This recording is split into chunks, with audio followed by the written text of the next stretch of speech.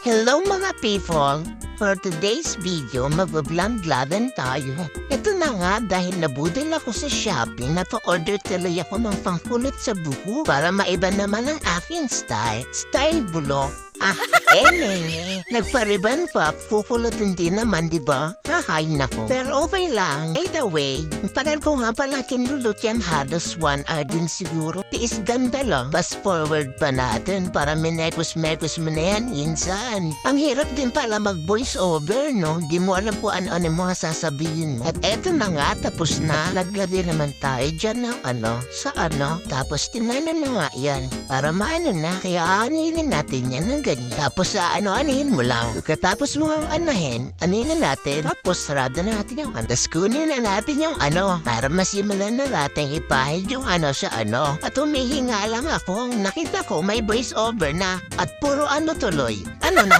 Hi, saan na nga ba tayo? Yan na nga pala. Naglalagay na tayo ng Nahawa na tuloy ako ng puro Naglagay na nga pala ako dyan ng foundation para hindi mo kang haggard. At sunod naman, naglagay naman ako dyan ng mascara. At pagkatapos, sunod naman natin yung lipstick. O, diba? Simple lang ang atake ng lola mo. Ito na nga ang final looks. Opa, sino ka dyan? Ganda ka yun. Ganda ka dyan ni. So, ayun, Gora Bells na tayo. Let's go!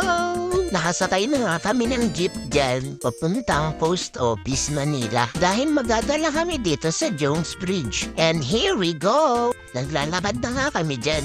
Dahil malayo yung babae ng jeep. Ayun na nga, nakikita ko na nga ang pupuntahan namin. Naglakad-lakad na nga kami. Isa nga pala ito sa mga bagong pasyalan dito sa Binondo, Intramuros Bridge. Likod lang ng post office. Pwede kayo mamasyam dito anytime. Kasama ng mga barkada nyo, pamilya nyo o kaya ng loved ones nyo. Wala nga palang entrance fee dito kaya pwede kayo mamasyal dito kahit saan nyo pa gusto. Kung pupunta nga pala kayo ng Intramuros, isama nyo na rin to sa papasyalan nyo. Walking distance lang naman. Para sulit yung gala nyo. Dami nga pala ng tao dito dahil para ka na rin pumunta sa Venice, Italy. Tamang pagkit nga lang ako dyan. Oh, diba? Ganda yon. Pumunta nga pala kami sa dulo kaso dead end na. Ginagawa pa kasi. Kaya ito, tamang pakyut lang kami. Loving la. Sweet yarn. Pumunta nga pala kami sa kabilang dulo ulit kaso dead end pa rin. At naghanap na nga lang kami ng pwedeng makainan. At yun na nga, meron pala sa baba. At kapag nagugutom nga kayo, ay meron din dito mga street vendors. Sa mga mahihilig dyan mag-street foods, pwede to sa inyo. Kung wala naman pambili or nais nyo lang talagang pumasyal, pwede naman kayo magbaon at meron din naman kayo mauupuan sa taas. Bumili na nga lang pala kami dyan ng mango shake kasi kumain naman kami bago umalis. Bumili rin kami nung iniihaw na pusit ba yun? First time ko kasi makakain, masarap din pala siya. At dahil matigas ang ulo ko, bumili pa rin ako ng mangga kahit bawal sa akin. Wala lang, nag-craves lang ako. Bakit ba?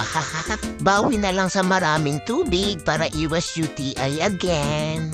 For the craving satisfied ang mga person. At dahil anong oras na nag-aayaan na kami umuwi. Hanggang dito na lang. Thanks for watching.